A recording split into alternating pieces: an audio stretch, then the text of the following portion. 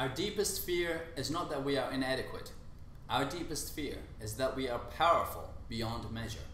It is our light, not our darkness, that most frightens us. We ask ourselves, who am I to be brilliant, gorgeous, talented, and fabulous? Actually, who are you not to be? You are a child of God.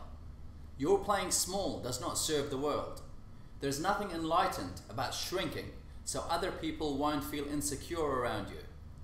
We were born to make manifest the glory of God that is within us.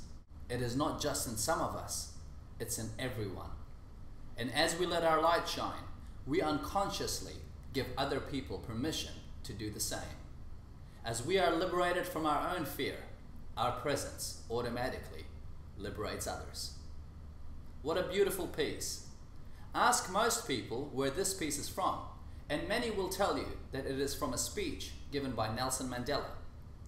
Some might say that it belongs to a scene from the great movie with Denzel Washington in it, Coach Carter, both of which are misconceptions. Because this beautiful and inspiring piece belongs to a lady called Marianne Williamson from her book, A Return to Love, published by HarperCollins in 1992. All too often, many live their lives with misconceptions. It could be something that was passed on to them through generations, from their siblings, their friends, workmates, or sometimes something they read or saw on the internet. That alone is the source of many misconceptions. For years, many lived with the belief that Earth was the center of the solar system, with planets and stars revolving around it. That was the foundation of science that held true for over 1500 years, until a Polish astronomer by the name of Nikolai Copernicus published his work and stated otherwise. The Earth was in fact not the center, it was the Sun. The Earth was one of the planets that revolved around it. You must always allow for room to question possible misconceptions in your personal relationships, in your business, at work, when working with teams, when you are working on projects, or when leading by example.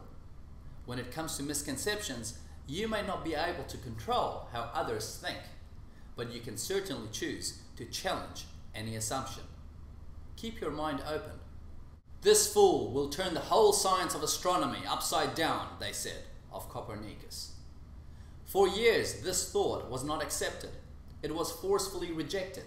Yet today, it is accepted as an evident fact. The Sun is the center of the solar system, and Earth is one of the planets that revolves around it. Your thoughts may not be accepted at times. They may be challenged by others. You may have all the logic and reason behind what you're saying, but those hearing it are unwilling to budge from their position because of their ego. That doesn't make you wrong. It simply means that you will have to work hard, continuously building on everything you say and do, until one day it becomes a self-evident fact. If you are proposing something new or radical, be prepared to face a barrage of people who will shut you down. Don't take it personally. There is a high chance that those hearing it are simply afraid of the unknown. By sharing something new, you are challenging everything they've believed up until this point. And in doing so, subconsciously it puts them into an uncomfortable and unfamiliar place. If you believe in your idea, initiative, or strategy for it to be true, then the onus is on you to simply work relentlessly in every creative way possible to prove your point, even if it is one baby step at a time, because sooner or later it will become hard for others to challenge what will then become a fact. Now here's the other side of the coin. You may be the one that is opposing new thoughts, beliefs, methodologies, and requirements that may be different to what you know to be true, but it must be done in order for you to achieve the results you desire. You may be resisting it. You may have shut it down before because it was unfamiliar.